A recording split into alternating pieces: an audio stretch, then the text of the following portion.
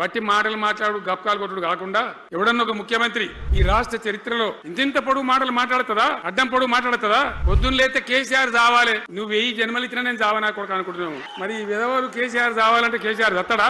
హైదరాబాద్ లో హైడ్రా, నిజామాబాద్ లో నిడ్రా, రేపు జగిత్యాలలో కూడా జిడ్రా అంటాడు. హైడ్రా అని పీకేసి మొదటి సంతకంతోనే తీసి చెరువులో వాడేస్తాం. దాన్ని లాగులు వలగదాకా చంపాలే.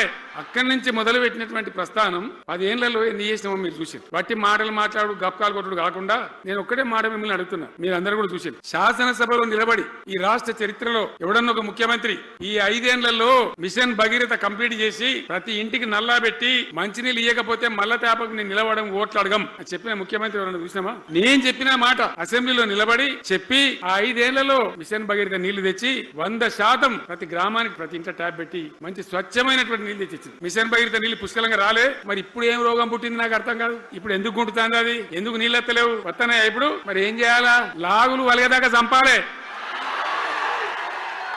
మంచి మాట కాకపోతే ఏం చేస్తారు? మంచిగా కట్నే ఇల్లు పెట్టిపోయి కదా, 5 ఏళ్ళు నడిచింది కదా, మరి మీకేం బీమారీ వచ్చింది నాకు అర్థం కాదు. ఇంతింత పొడుగు మాటలు మాట్లాడుతుందా, అడ్డం పొడుగు మాట్లాడుతుందా? పొద్దున్న లేతే కేసీఆర్ చావాలి, నువ్వు 1000 జన్మలు ఇచ్చినా నేను చావనా కొడుకు అనుకుంటున్నావు. ఉట్టి మీద దాచిపెట్టింది, మన ఇళ్ళలో దాతారు కదా, ఏది ఉట్టి ఉట్టి అని ఉంటుంది. ఇప్పుడు మీకు తెలుసో లేదో కానీ ఇప్పుడు ఈ మధ్యలో ఫ్రిడ్జ్లు మోపింది, మునుపు ఉట్టి అనేది ఉంటుండే. ఎండిపోయిన చేపలోకి నీ రొయ్యలో అవి ఉంటుంది, వరుగులు ఉంటే దానిలో పెడుతురు. పిల్లికి అందదా ఉట్టి, కింద కూసుకొని శాపం పెడతా ఉంటుంది. తెగాలే పడాలి, తెగాలే పడాలి. పిల్లి శాపానికి ఉట్టి తెగుతుందా? మరి ఈ విధవలు కేసీఆర్ చావాలంటే కేసీఆర్ దత్తడా?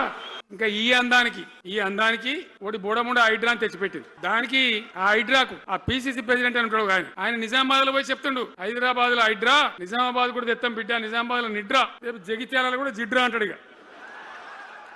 అది ఏం కావాలి? మొత్తం పేదలు కొంపలని కూల్చుడేనా? పుస్తకాలు కూడా తీసుకుని పోరాటాలు చదువుకునేటి అంతే గిరితమా? నేను ఒక్కటే మాట మనం చేస్తా ఉన్నా, గ్యారంటీగా బీఆర్ఎస్ గవర్నమెంట్ వచ్చేది ఖాయం. మొట్టమొదటి రోజుల్నే ఈ హైడ్రా అంటూ ఎత్తి అవతల వరేస్తామని చెప్పి నేను మనం చేస్తా ఉన్నా. తీసేయన్నా దాన్ని, హైడ్రాని తీసేయనన్నా? పక్క మాటనా? హైడ్రాని పీకేసి మొదటి సంతకంతోనే తీసి చెరువులో వాడేస్తాం. దాన్ని మూసియని దాని ఎంబడి వాడారు. దానికి ఆడ గరీబులు ఉంటారు పాపం. మూసి ఎంబడిన గరీబులను వాళ్ళని ఏమి ఏడిపించుడు? పొద్దున్న లేతే వాళ్ళు నిద్రపోకుండా వాళ్ళ కంటి మీద కొనుక్కు లేకుండా అది ఎవరు చేసే ప్రాజెక్ట్ అయ్యేది కాదు, పీకేది అవుతుందా? 15,000 ఇల్లు కూడా కొడతారట. ధర్మమేనా అది? ఈ రకంగా ఒక పనికి మాలిన హైడ్రా తెచ్చి మూసి అది చెయ్యాలి, మూసి మంచిగా చేయాల్సిందే బద్దనే వాడు అన్నాడు. అన్ని వేల ఇల్లు కూడా కొట్టడం ఎందుకు నాకు అర్థం కాదు. అలా ఏం లేదు, భూములు కబ్జా పెట్టే రియల్ ఎస్టేట్ దందా తప్ప దానిలో ఏం లేదు. మూసి ప్రజల కోసం కాదు, నగర ప్రజల కోసం కాదు, ఈజీగా చేయగలిగిన దాన్ని, మామూలుగా చేయగలిగిన దాన్ని నాశనం బట్టి దానికి కథం పడతా ఉన్నా.